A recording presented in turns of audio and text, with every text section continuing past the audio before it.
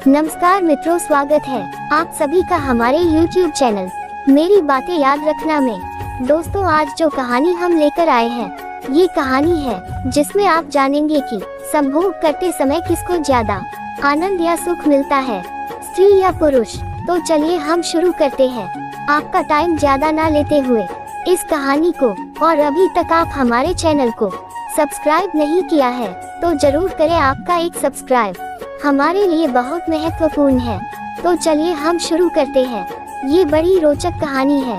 ये एक काफी पुरानी बहस है कि संभोग के वक्त स्त्री और पुरुष में से कौन ज्यादा आनंद उठाता है। इस बारे में सबके अलग अलग मत हो सकते हैं। हिंदुओं के प्रसिद्ध धर्म ग्रंथ महाभारत और ग्रीक यूनान के धर्म ग्रंथ में इस प्रश्न का जवाब देती ये कथाएं हैं, और आश्चर्यजनक रूप से इन कथाओं का निष्कर्ष एक ही है। आज इस लेख में हम आपको बताएंगे। एक बार युधिष्ठिर अपने पितामह भीष्म के पास गए और बोले, हे तात श्री, क्या आप मेरी एक दुविधा सुलझाएंगे? क्या आप मुझे सच सच बताएंगे कि स्त्री या पुरुष दोनों में से वो कौन है जो संभोग के समय ज्यादा आनंद को प्राप्त करता है? भीष्म बोले, इस संबंध में तुम्हें भंसवाना और सकरा की कथा सुनाता हूँ, जिसमें तुम्हारे सवाल का जवाब छुपा है। कोट: बहुत समय पहले भंसवाना नाम का एक राजा रहता था। वह न्यायप्रिय और बहुत यशस्वी था, लेकिन उसके कोई पुत्र नहीं था। एक बालक की इच्छा में उस राजा ने एक अनुष्ठान किया जिसका नाम था अग्निष्टता। क्योंकि उस हवन में केवल अग्नि भगवान का आदर हुआ था, इसलिए देवराज इंद्र काफी क्रोधित हो गए। इंद्र अपने गुस्से को निकालने के लिए एक मौका ढूंढने लगे, ताकि राजा भंसवाना से कोई गलती हो और वह उसे दंड दे सके। पर भंसवाना इतना अच्छा राजा था कि इंद्र को कोई मौका नहीं मिल रहा था, जिस कारण से इंद्र का गुस्सा और बढ़ता जा रहा था। एक दिन राजा शिकार पर निकला। इंद्र ने सोचा ये सही समय है और अपने अपमान का बदला लेने का, और इंद्र ने राजा को सम्मोहित कर दिया। राजा भंसवाना जंगल में इधर उधर भटकने लगा। अपनी सम्मोहित हालत में वह सब सुध खो बैठा। न उसे दिशाएं समझ आ रही थी और न ही अपने सैनिक नहीं दिख रहे थे। भूख प्यास ने उसे और व्याकुल कर दिया था। अचानक उसे एक छोटी सी नदी दिखाई दी, जो किसी जादू से सुंदर लग रही थी। राजा उस नदी की तरफ बढ़ा और पहले उसने अपने घोड़े को पानी पिलाया, फिर खुद पिया। जैसे ही राजा ने नदी के अंदर प्रवेश की, पानी पिया, उसने देखा कि वह बदल रहा है। धीरे धीरे वह एक स्त्री में बदल गया। शर्म से बोझल वह राजा जोर जोर से विलाप करने लगा। उसे समझ नहीं आ रहा था कि ऐसा उसके साथ क्यों हुआ। राजा भंसवाना सोचने लगा, हे प्रभु, इस अनर्थ के बाद मैं कैसे अपने राज्य वापस जाऊं? मेरे अग्निष्टता अनुष्ठान से मेरे 100 पुत्र हुए हैं, उन्हें मैं अब कैसे मिलूंगा? क्या कहूँगा? मेरी रानी महारानी जो मेरी प्रतीक्षा कर रही है, उनसे कैसे मिलूंगा?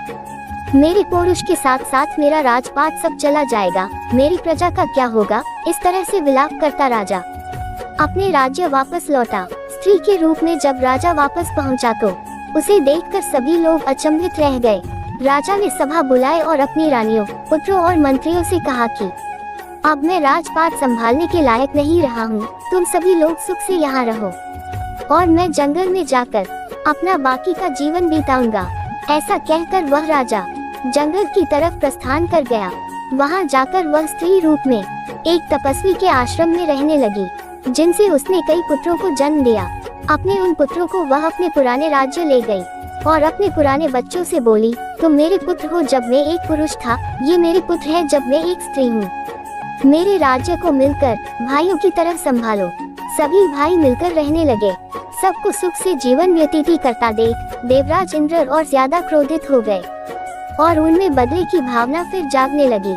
इंद्र सोचने लगा कि ऐसा लगता है कि राजा को स्त्री में बदलकर मैंने उसके साथ बुरे की जगह अच्छा कर दिया है। ऐसा कहकर इंद्र ने एक ब्राह्मण का रूप धारा और पहुंच गया राजा भंसवाना के राज्य में। वहां जाकर उसने सभी राजकुमारों के कान भरने शुरू कर दिए।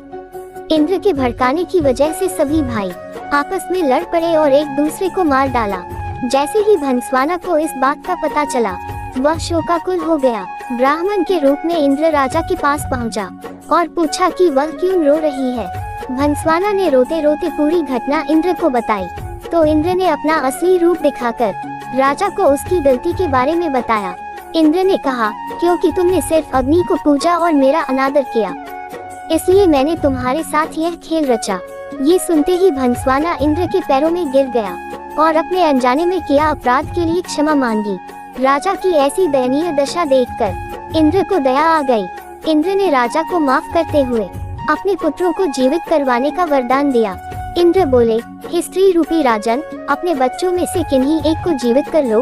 भंसवाना ने इंद्र से कहा, अगर ऐसी ही बात है तो मेरे उन पुत्रों को जीवित कर दो जिन्हें मैंने स्त्री की तरह पैदा किया है।